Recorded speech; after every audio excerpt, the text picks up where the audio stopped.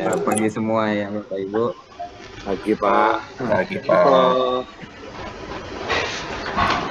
Ini kebetulan lagi ada acara di hotel juga. Jadi ini sambil nih, sambil ngajar, sambil ada acara di seminar di hotel. Pertemuan kalau dua itu 1 jam, ya. Kemudian kalau 2 jam itu dianggap dua pertemuan kalau online, ya, online. Jadi kita ingin supaya efektif ya, efektif perkuliahan kita. Dan untuk mata kuliah saya untuk strategi manajemen, saya berharap ini lebih banyak pada belajar mandiri dari Bapak Ibu ya, lebih banyak belajar mandiri. Jadi saya hanya memberikan arahan-arahan dalam kuliah saya. Oke. Mungkin kita ketika bicara statistik ya, apa sih sebenarnya peran statistik dalam khususnya dalam riset ya, khususnya dalam riset. Mungkin Bapak Ibu sudah ini yang udah terakhir kali apa namanya menyentuh statistik itu kapan Bapak Ibu? Terakhir pernah belajar atau menyentuh atau melakukan proses statistik kapan Bapak Ibu? 2019 Prof. Wah, 2019 berarti masih cukup ini ya. Yang paling lama di sini? Yang paling lama di kelas ini tahun berapa? Saya kayak 2006. Saya kayak 20 tahun yang lalu. 2000. Saya sekitar 97 Pak. Wah. Aduh. Ya, dulu. Statistik 12 itu di tahun 97. Masih ingat ya, tahun 97, 20 tahun yang lalu. Kalau diulang lagi pasti ingat. Ya, oke. Tapi prinsip-prinsipnya insya Allah tahu ya, ingat ya. Ya. Nah, sekarang apa sih statistik itu ya? Peran statistik. Tunggu bentar, saya ada telepon dulu. Ya, maaf Bapak Ibu, jaringan putus. Jaringan terputus. Saya coba lagi. Sudah dengar suara saya? Sudah Pak. Sudah Pak. Oke. Saya ganti jaringan nih, ternyata jaringan di hotel kurang bagus juga. Bagus, mendingan pakai ini aja, pakai jaringan sendiri. Oke. Jadi Bapak Ibu biasa namanya riset ya. Sekarang di riset itu kan kalau bicara riset mungkin dalam mata kuliah metodologi. Kalau dalam riset kan kita bicara di fenomena ya. Kita mencari suatu fenomena. Kemudian di fenomena itu kita mendapatkan informasi empiriknya bagaimana, ya, informasi empirik. Kemudian secara teoritik itu bagaimana, gitu ya. Sehingga dari fenomena ini kita melihat ada nggak apa namanya problematikanya, ya, problematika dari riset tersebut. Kemudian kita akan menarik hipotesis, kita kaitkan dengan teori, kaitkan dengan temuan-temuan yang relevan, maka apa namanya ada prosesnya selanjutnya adalah kita menentukan variabel-variabel ya berdasarkan hipotesis yang kita tentukan. Kemudian kita membuat instrumen, mendesain sampling, dan kemudian bisa mendapatkan data dengan menggunakan sampling, dengan cara sampling dapatkan data, kemudian analisis data, kemudian nanti ambil kesimpulan. Nah, proses yang di sini yang sebelah kanan adalah proses statistik. Peran statistik itu di sini ya Bapak Ibu. Nah, kalau kita lihat bagaimana riset itu, tahapan-tahapan riset itu umumnya penggunaan peran statistik itu sangat dominan di sini. Ya, ketika menentukan variabel, instrumen, dan desain metodologi sama ini pengambilan data, ya, kemudian analisis data dan seterusnya. Itu ini adalah proses yang peran statistik itu di sini. Ya. Jadi kalau kita lihat hampir apakah semua bidang ilmu itu membutuhkan statistik? Nah, ini yang mungkin pertanyaan gitu ya. Apakah semua bidang ilmu itu membutuhkan statistik dalam riset? Kira-kira bagaimana Bapak Ibu? Pak, menjawab Pak. Boleh silakan. Baik. Perkenalkan, nama saya Dr. Abdul Pak. Terkait dengan pertanyaan Bapak tadi, kalau menurut saya pribadi itu akan membutuhkan statistik. Kenapa statistik gitu tuh? Karena ada proses penelitian, ada proses pengumpulan data, Iya, ya iya. kan? Dan pasti itu berkaitan dengan ilmu statistik. Nah, apakah semua bidang ilmu itu perlu statistik? Rasanya sih iya Pak. Kenapa? Contoh aja lah yang kita manajemen ya Pak ya. Manajemen itu kan ada proses pengumpulan data. Pengumpulan data itu kan pasti kita olah. Olah itu ada proses statistik Ya. ya Pak. Itu kan contoh-contohnya. Ya. Nggak, kalau bidang ilmu yang lain, kira-kira ada nggak punya pendapat Bapak Ibu yang lain? Apakah semua bidang ilmu itu membutuhkan statistik? Nah, mungkin saya ini misalnya ilmu sejarah misalnya, ya, bidang sejarah perlu statistik nggak kira-kira? Pastilah Pak. Pasti mengumpulkan data juga di situ. Ya. Dari sumber-sumber yang lain kan Pak. Pasti ya tetap ada proses statistik. Ya, memang ada juga yang apa namanya, tapi ada juga yang bidang ilmu tertentu ini statistiknya minimum, ya penggunaannya minim, ya sangat minim. Sejarah itu, kalau misalnya apa sejarah itu dia hanya menuliskan peristiwa, ya. Ketika ada peristiwa dia tulis, kemudian ya, bagaimana terjadinya peristiwa tersebut, ya kan dia proses peristiwa-peristiwa itu yang dia catat, ya. Jadi yang dia catat itu adalah peristiwanya, ya, peristiwanya. Apa yang kejadian di sana secara sosial, kemudian dan lain sebagainya, ya. Itu peristiwa. Jadi memang untuk ilmu tertentu statistik itu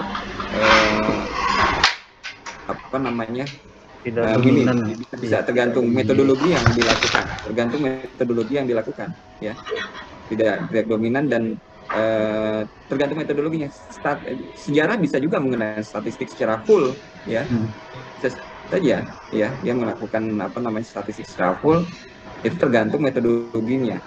Tapi umumnya di sejarah itu dia hanya bicara kronologis, ya kan? Dia bicara kronologis peristiwa dan sebagainya. Terus bidang ilmu yang lain, misalnya antropolog, ya. Seorang antropolog itu dia sangat minim sekali menggunakan statistik sebagai media. Dia hanya sebagai data pendukung saja, ya. Dia hanya statistik itu hanya sebagai data pendukung, ya. Nah, penggunaan biasanya kalau kita kan di ilmu yang lain, instrumen kita buat kuesioner, ya. Kita perlu instrumen itu di tes, diuji dan sebagainya. Nah, seorang antropolog itu instrumennya adalah dirinya sendiri. Instrumennya itu dirinya sendiri, dia nggak perlu kuesioner. Jadi ketika dia berada di masyarakat, apa yang dia rasakan itulah yang dia tulis. Antropolog kan gitu. Jadi instrumennya adalah dirinya sendiri. Sehingga ketika seorang antropolog, penelitian di metodologi seorang antropolog itu, dia minimum 6 bulan tinggal di suatu kelompok masyarakat. Ya, hanya 6 bulan. Gitu ya.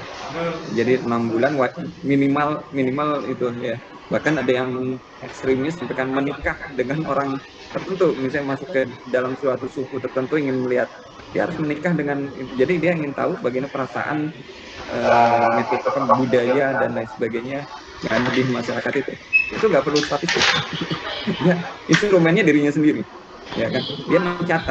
Dia mencatat apa yang dirasakan, ya. Apa yang dia peroleh, informasi dari masyarakat, informasi dari perilaku, ya, dan lain sebagainya. Itu yang dia rasa, itu antropolog seperti itu. Jadi intinya statistik itu tidak semua bidang harus seperti ini, itu tergantung nanti metodologinya. Jadi ada bidang-bidang tertentu yang tidak perlu statistik. Nah, khusus untuk manajemen itu umumnya menggunakan statistik sebagai dominan, ya, menggunakan statistik. Intinya sangat penting ya dalam bidang manajemen ya khususnya. Itu data sangat peran statistik cukup baik. Oke. Nah, secara umum ya peran statistik dalam penelitian itu ada 4 lah, saya sambil ingat pembentukan sampel ya. Dalam pembentukan sampel itu perlu peran statistik, mengumpulkan data itu perlu statistik, menyajikan data itu perlu statistik, kemudian analisis data juga itu perlu statistik. Jadi kita tekniknya bisa menggunakan regresi, bisa ANOVA, SEM, dan lain sebagainya ya, dan semua itu perlu analisis data, itu tergantung metodologi yang dilakukan. Oke. Nah ini kalau secara barang umumnya begini ya. Jadi kalau kita dalam riset ya, dari satu riset problem istilahnya, dari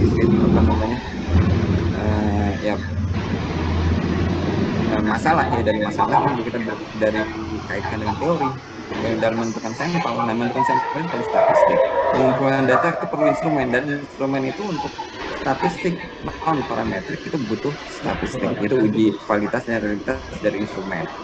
Kemudian menyajikan data perlu statistik ya, menganalisis data perlu statistik. Jadi ada peran statistik yang cukup dominan untuk metode terutama di manajemen ya, itu seperti ini kurang lebih. Kemudian kita bahas kesimpulan.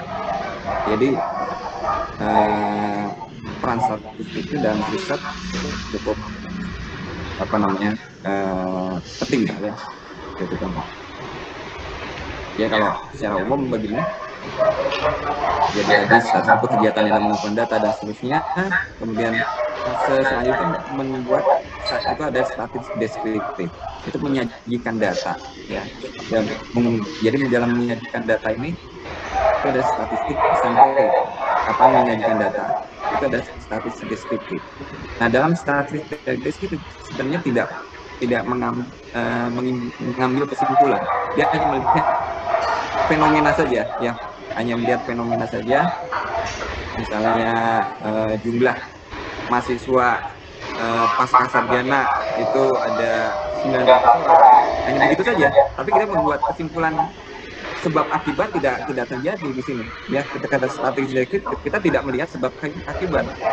Misalnya jumlah mahasiswa pasca sarjana sekarang ini meningkat, apa sebabnya nggak dibahas ya kan ya. Apakah dia itu menurun, tidak dibahas ya. Kalau misalnya jumlah mahasiswa pasca sarjana menurun, apa sebabnya, itu tidak dibahas. Itu di statistik deskriptif ya. Statistik itu tidak mengambil kesimpulan dan tidak melihat sebab akibat. Nah, ketika misalnya jumlah mahasiswa pasca sarjana itu meningkat, apa akibatnya, tidak dibahas ya, tidak dibahas. Jadi hanya melihat secara data saja ya, data awal saja, itu dilihat di fase statistik deskriptif. Nah, ketika kita bicara mengenai sebab akibat, itu di statistik inferensi. Nah, ketika kita bicara sebab akibat, misalnya apa yang mempengaruhi jumlah mahasiswa pasca sarjana itu meningkat. Nah, kita harus tahu apa yang mempengaruhi. Nah, itu baru bicara sebab gitu ya. Sebab pengaruhnya apa, mahasiswa yang mempengaruhi sebagai mahasiswa pasca sarjana itu meningkat. Nah, itu di statistik inferensi. Kemudian akibatnya apa gitu kan, bicara dampak dan lain sebagainya, itu statistik inferensi. Dampaknya misalnya Unilak menjadi lebih kuat dan sebagainya itu bicara di statistik inferensi ya. Nah, seperti itu ya.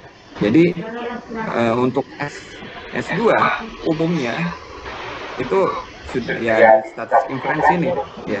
Nanti kalau riset jadi jarang sekali hanya bernarasi di statistik deskriptif ya. Jadi lebih banyak ke statistik inferensi. Jadi ingin tahu fenomena sebab akibatnya melalui menggunakan statistik inferensi ya. Nah, tadi saya katakan seperti antropolog tadi. Antropolog itu dia tidak melihat dari sini, dia sebab akibatnya itu ya dia rasakan melalui apa yang dia rasakan. Soal antropolog instrumennya dirinya sendiri, ya kan itu ya. Itu apa namanya? Jadi kadang soal antropolog itu antara antropolog A1 dengan antropolog yang lain itu kadang berbeda karena dia subjektif yang dirasakan masing-masing. Ya, nah itu bisa berbeda. Oke. Nah ini secara umum seperti ini ya. Jadi saat itu dalam membuat instrumen, sampel dan sebagainya dan dibuat tempat ya. Jadi kalau sebelumnya kan tadi saya sampaikan ya, sampai yang poin keempat inilah peran statistik tersebut. Ya. Oke. Nah ini kalau kita bicara statistik, bicara data ya, kita bicara data. Pasti ada bicara data. Mungkin Bapak Ibu sebenarnya tiap hari sebenarnya berhubungan dengan, pasti bersinggungan dengan data ya, tiap hari itu Bapak Ibu ya. Minimal KTP Bapak Ibu tuh ada itu data Bapak Ibu ya kan, itu di bawah-bawah itu data Bapak Ibu ya, data KTP, SIM ya, SIM itu data. Nah dalam data ya itu terbagi atas dua ya, data kualitatif dan data kuantitatif. Ketika bicara data kualitatif ya, itu bukan angka ya. Kalau bicara bukan angka itu data kualitatif. Data angka itu adalah kuantitatif gitu ya. Jadi gitu aja, mudahnya gitu. Mudahnya kualitatif itu bukan angka. Ya, bukan angka itu sebenarnya jenis pekerjaan ya. Status pernikahan ya. Kawin atau tidak kawin. Tidak.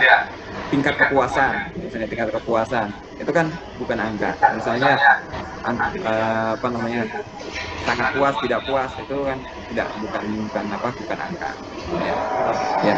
Kemudian ada data kuantitatif.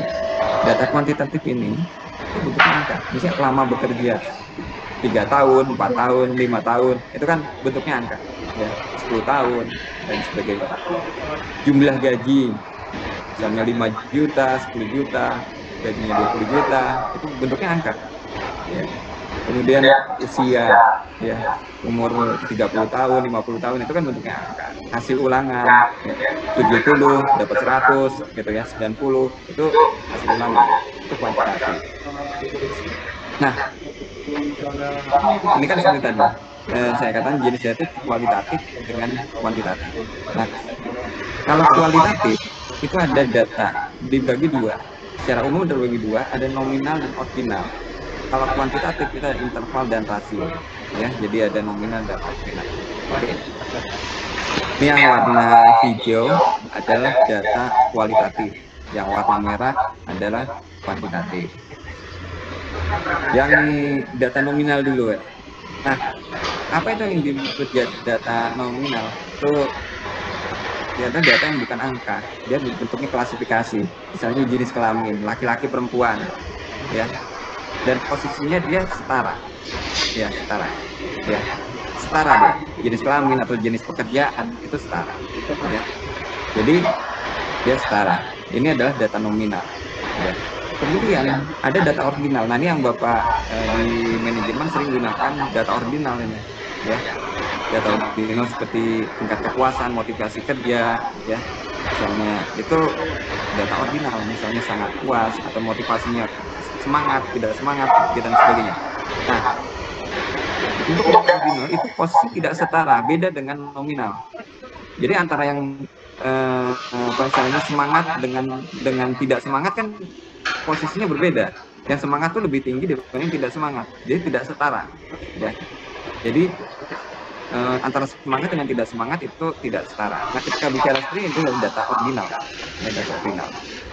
Nah, kemudian ada data, jadi ini yang ini ya. Kemudian data kuantitatif itu terbagi dua. Ada data interval dengan data rasio. Ya. Nah, apa yang membedakan data interval dengan rasio? Ini yang bentuk angka ya.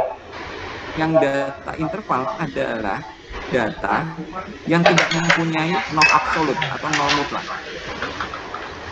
Yang tidak mempunyai nol absolut atau nol mutlak. Contohnya 0 derajat Celcius.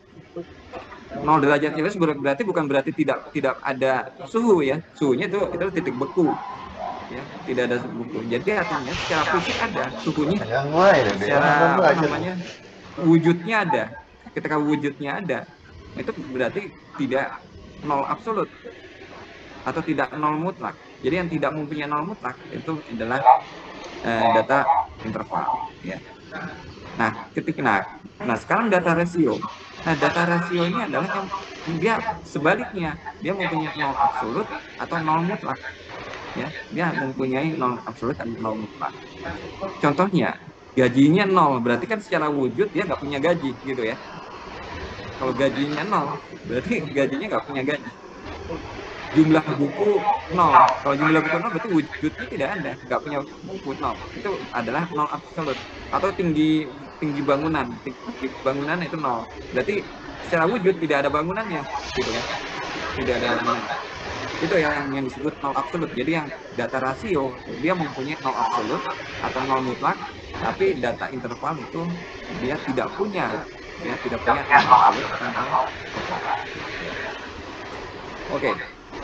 Ini saya lanjut dalam apa namanya statistik ya, itu terbagi dua ya, pada statistik parametrik dan statistik non parametrik ya. Statistik parametrik dan non parametrik. Nah, ketika bicara statistik parametrik itu bicaranya di data interval dan rasio ya. Data yang digunakan adalah data interval dan rasio, dia bentuknya.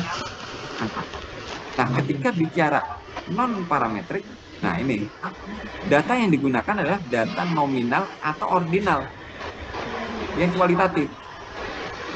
Nah, ini yang di manajemen ya, kalau saya lihat dari tesis yang di apa namanya, yang dari mahasiswa kita itu banyak menggunakan statistik non parametrik ya. Bicara kepuasan kerja ya kan, motivasi kerja itu adalah ordinal ya, itu dia menggunakan statistik non parametrik. Jarang sekali memang saya lihat mahasiswa di MM menggunakan statistik parametrik. Sebenarnya bisa saja, nggak masalah ya. Justru apakah di MM harus menggunakan non parametrik dan nggak boleh pakai parametrik? Enggak, dua-duanya boleh ya, tergantung tujuan penelitiannya. Kalau misalnya datanya adalah yang digunakan data parametrik, gunakan yang statistik parametrik. Tapi kalau misalnya kita ingin melihat secara statistik non parametrik, ya nggak masalah pakai non parametrik gitu ya. Kalau dia data yang digunakan adalah data ordinal ya. Oke, ini dari sisi parameternya ya. Kemudian dari sisi variabel yang digunakan. Nah, ketika bicara variabelnya hanya satu variabel ya sebagai yang akan kita analisis, maka itu namanya univariat. Tapi kalau banyak, lebih dari dua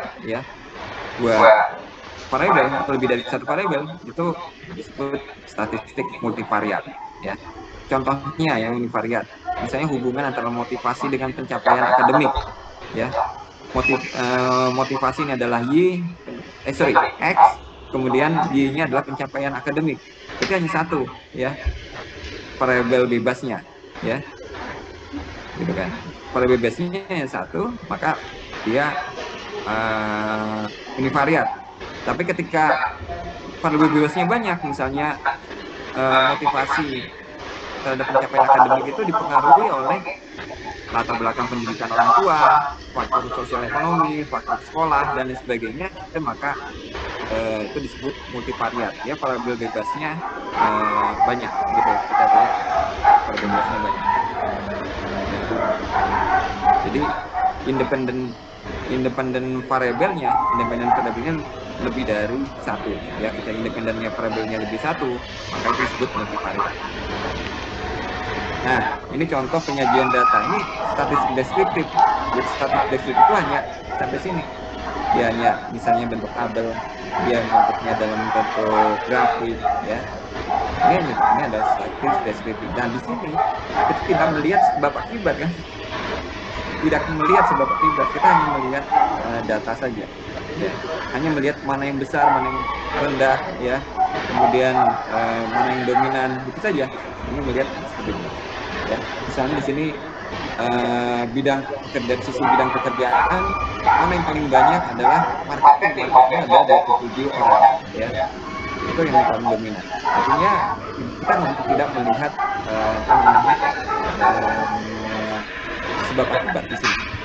Kemudian lihat grafik di sini, ya. Jadi kita bisa bentuknya tabel, bisa juga secara visual, ya. Sehingga orang awam bisa melihat data, ya. Bisa kita melihat di sini warna hijau ini lebih dominan karena lebih besar, maka ini biasanya artinya lebih banyak, ya, lebih banyak. Hanya begitu saja, sehingga orang awam bisa melihat mana yang dominan dari bidang pekerjaan, ya, misalnya. Nah, ini bisa juga bentuknya seperti ini, bentuk tabel, ya. Kita melihat pendapat tentang sertifikasi misalnya di beberapa daerah, ya. Sangat perlu. Nah, ini yang di atas ini sebenarnya ordinal ini, ya. Ada yang sangat perlu berapa banyak, yang perlu banyak tidak tahu. Nah, ini ordinal, ya. Tapi bisa seperti ini. Nah, bisa juga dalam bentuk grafik, ya, bentuk grafik yang biasanya pakai sumbu tegak dan sumbu datar, ya. Nah, ini bisa kita gunakan. Nah, contohnya seperti ini, ya. Ini kan secara visual, ya. Jadi Bapak Ibu mungkin di tempat bekerja, Bapak Ibu ini adalah hal yang biasa mungkin sehari-hari menemukan, ya, di tempat bekerja Bapak Ibu. Nah, proses ini menjadi enak dilihat seperti ini ada proses, statistik deskriptif, ya, penyajian datanya. Ya, kalau misalnya nggak dikasih data mentah saja, ya, data mentah saja tanpa misalnya kan sulit, ya, kita membuat melihat fenomenanya sulit. Tapi kalau kita disajikan dengan bentuk grafik, ya, bentuk gambar secara visual, ini kan orang yang lain bisa melihatnya. Ini kan awalnya dari data mentah, ya, dari data mentah diolah akhirnya muncul tampilan seperti ini. Itu sedikit, ya, Bapak Ibu mengenai peran statistik dan bagaimana dalam riset, ya, dalam riset. Oke, ini slide pertama saya anggap selesai. Nanti saya share nanti, Bapak Ibu, ya. Oke, terus selanjutnya saya ada modul, Bapak Ibu. Nanti saya berharap di kelas ini Bapak Ibu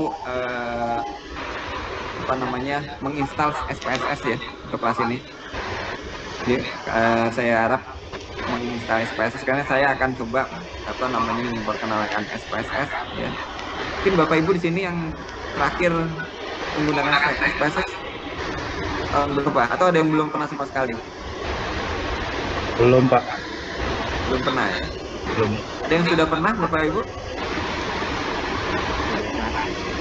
Sudah. Bapak Ibu? Ya? Baru dengar, ya. 20, Pak. Ya, ini jadi beragam juga, ya. Ya, oke, saya akan. Jadi nanti gini, Bapak Ibu. Bapak Ibu wajib menginstal SPSS di laptop, ya. Nah, caranya datang aja ke kantor ke toko komputer lah. Toko komputer kalau misalkan itu bayar 50.000, beres. Nanti ke toko komputer aja yang minta tolong misalkan SPSS. Saya rasa itu mudah, gitu, ya. Atau bisa juga beli ke Tokopedia, ya, nanti dapat mentahannya, install sendiri. Kalau nggak bisa install sendiri, minta tolong anaknya. Kalau punya anak, kalau misalkan SPSS di laptop bisa, ya. Bapak ada softwarenya, ya, Pak? Saya itu ada, tapi ini kayaknya saya lupa tracknya itu yang nggak ke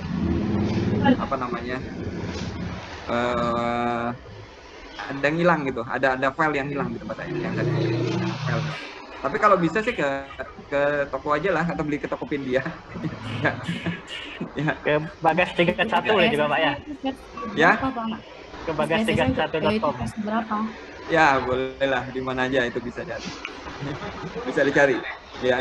Nah, ini kebetulan modul saya ini tahun 2008 nih, udah lama banget ya. Tapi nggak masalah, karena SPSS mau versi manapun relatif prinsipnya sama, ya prinsipnya sama.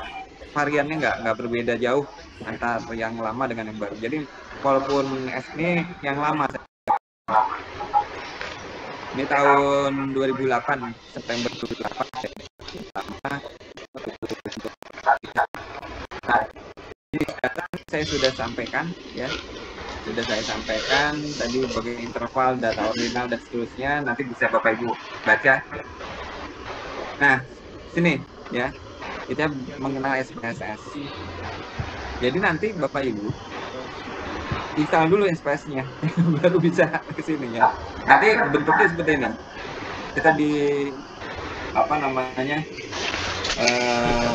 buka SPSS, itu nanti ada variable view sama data view ya, tampilannya seperti ini ya. Nanti kita pelan-pelan lah ya, pelan-pelan Bapak Ibu bisa menggunakan saya seperti itu ya. Kalau yang sudah pernah menggunakan SPSS kerasa udah familiar lah ya untuk tampilan ini kan, minimal familiar dari tampilan.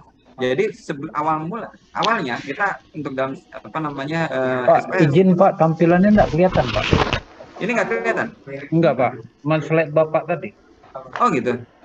Sorry. Stop, coba. Sorry, saya share lagi. Ini udah? Udah Pak. Ya, ini. Ya, tampilannya. Jadi nanti ada variable view sama data view. Ini kemudian sudah keisi sama saya. Ya. Jadi ada, nah, supaya ada nama, ini kan ada nama, ada gender, ada misalnya nilai IPA, nilai IPS, nilai matematika misalnya ya. Ini kita mulai dari variable view-nya. Variable view. Jadi itu kita menentukan variabelnya dulu. Ya, menentukan variabelnya dulu. Misalnya nama. Kita perlu data nama ya. Nama itu jenis tipenya apa? Ya, tipenya itu kan dia bukan numerik. Dia masuknya string aja. String ya. Kalau kita tulis numerik, nggak bisa kita numerik seperti ini, di data akan kosong nih. Dia nggak bisa mengentry. Ya, mengentry data nama. Dia harus kita ganti dengan string. Di variable view ini jadi kita bentuknya string ya. Dia bukan angka, ya bukan angka. Kalau ini lebar dan sini nggak perlu diinikan. Dan sini nama itu adalah data nominal ya. Ini kan jenisnya ada ordinal atau nominal, kita nominal aja gitu ya.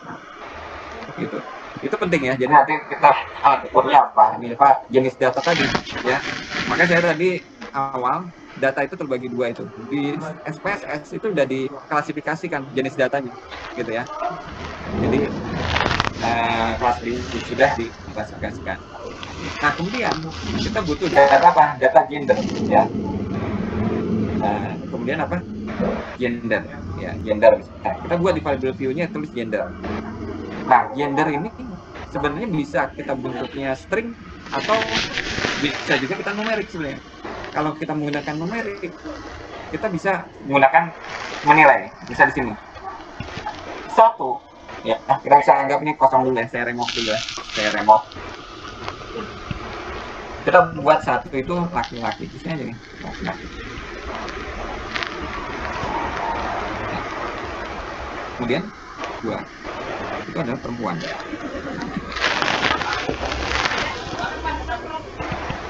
Gitu ya. Oke. Sehingga kita di sini di gender itu bisa membuat seperti ini. Nah, bisa merubah dari numerik ke string ya, bisa sendiri otomatis ya. Kenapa kita butuh bentuknya jadi numerik? Untuk memudahkan kita menganalisis lebih lanjut ya di variabel. Jadi awalnya seperti itu dulu ya. kita buat. Kemudian di sini nilai IPA, IPS dan matematika ini adalah numerik ya. Kita nilai jumlah nilai. Ya. Ini kita buat.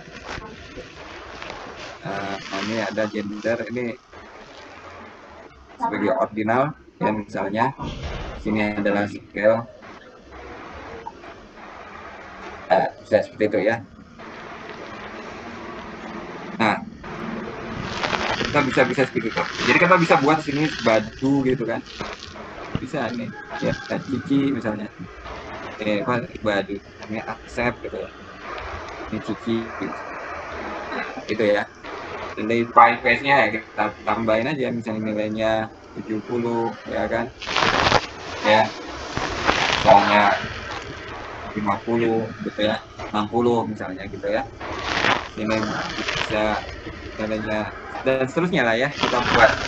Jadi kan ada desimalnya 0,2 ya, 2 desimal. Kalau misalnya nggak mau desimal kita turunkan aja desimalnya. Mau 0 desimal ya. Dibuat 0. Sehingga dapatnya seperti itu. Ya. Nah, di modul sudah saya buatkan ya. Di modul ini sudah saya buatkan. Jadi ada bagaimana mengentry datanya, ini kan bagaimana mengentry datanya ya sampai ini kan nanti ada Abi baru dan seterusnya ini ada datanya usia, gender ya, IPS dan seterusnya ya. Nah nanti saya share ini Bapak Ibu ya, saya share Bapak Ibu di grup. Nah untuk jadi tugas pertama Bapak Ibu install dulu SPS-nya dulu deh. Tugas instalkan dulu SPS-nya dulu. Nanti untuk pertemuan akan data, Bapak Ibu mencoba atau tugas pertama dulu lah, mengentry data dulu lah. Ya. Belajar entry data, kita entry data. Ya, entry data. Jadi entry data ini, data yang mana yang ada di sini, yang di modul aja. Ikuti aja tahapan-tahapannya ada di modul. Ya. Itu tugas pertama. Jadi tugas pertama menginstalkan SPSS di laptop, kemudian entry data. Nanti selanjutnya kita menggunakan data yang ada. Ya. Oke, saya rasa Data mungkin yang halaman berapa ya? Ya. Datanya halaman ini halaman 11 yang di sini, ya, halaman 11. Ya. Ya ini aja, yang ada di modul aja, ya. Ada di modul. Ikuti saja yang ada di modul. Nah, untuk pagi ini kayaknya saya rasa saya nggak bisa lama-lama nih. Acara udah dimulai. Baik, Pak. Lagi di hotel. Ya. Kirim Baik, Pak. modulnya, Pak. Ya. Modulnya. Ya modulnya saya share nanti. Saya minta grup WA ya. Atau yang ada ketua kelasnya hubungi saya, nanti saya share. Seperti buat grup baru, Pak, khusus statistik. Iya. Nanti tolong hubungi saya, nanti saya share. Gitu ya. Ini ya materinya. Materi pagi hari ini. Oke, mungkin saya rasa demikian Bapak Ibu, cukupkan ya, walaupun ini nggak lama tapi saya rasa mudahlah dipahami ya Bapak Ibu bagaimana peran statistik dalam riset, kemudian juga sedikit kita mengenal SPSS ya. Nanti kita coba ke depan, nanti kita langsung praktek aja, langsung praktek mengolah data. Oke. Mungkin begitu dulu dari saya. Pak, izin Pak. Dengan ya, gimana? Pak, kelas kita ini gabungan 4 konsentrasi loh Pak. Jadi mungkin tadi ada beberapa kawan yang udah Bapak ajar, seperti kami kan belum nih Pak, belum kenal Bapak juga sebenarnya. Jadi seperti apa nanti Pak? Ini Bapak mau kirim kemana atau umum? Kita umum aja. Oke, siap. Kita umum, statistik kita umum. Ya, kita umum, kita hanya umum, kita baru statistik dasar aja. Statistik dasar aja lah. Saya nggak terlalu nggak terlalu banyak ininya. Insya Allah mudah diikuti, akan mudah diikuti. Ya, mungkin kalau untuk entry data, saya rasa itu yang paling dasar ya. Kalau misalnya mengentry data nggak bisa ya berarti kan susah juga untuk analisis lanjutan, gitu ya. Minimal entry data aja dulu untuk tugas pertama, gitu Bapak. Pak Uji ya. Oke, Bapak Ibu, saya rasa cukup sekian. Ini saya kalau nggak ada, saya tutup saja ya Bapak Ibu. Izin Pak, Ya, Pak, kalau Bapak menggunakan SPSS versi berapa ya Pak ya? di mana? Kalau Bapak menggunakan SPSS versi berapa ya Pak? Saya SPSS versi 20 berapa lupa saya ini. Tapi bebas itu mau versi mana aja bisa ya. Saya 20-an, 27, 20-an berapa lupa saya. 21 atau berapa. Bebas ya. Kayak SPSS versi apa bebas saja. Ya, Bapak. Oke, siap Ya. Pak. Ya, oke. Makasih ya Pak. Ya, oke. Saya share screen dulu ya. Ini apanya? Bentar. Ya. Oke nih. Lumayan juga yang hadir ya. Pas ini memang banyak ya, 31 orang. 30 orang. Gabung Karena ya? gabungan, Pak. Kemarin infonya Gabung. 45 Pak. Karena dia empat konsentrasi digabung Pak. Oke. Hmm. Oke. Pak, Oke. sebelum Bapak tutup masih bisa bertanya Pak. Ini Boleh. agak meragukan. Jadi Ya. tadi kan terkait dengan statistik Bapak juga sedikit membahas tentang data variabel view ya dan Ya. data view-nya gitu kan. Nah, ini Ya. kalau saya kaitkan karena kebetulan background saya adalah teknik informatika. Berarti variabel view itu kayak struktur ya Pak ya. Menentukan variabelnya aja. Iya, Menentukan artinya contoh nih variabel, ya, misalnya betul, kayak nama betul. dia string gitu-gitu ya.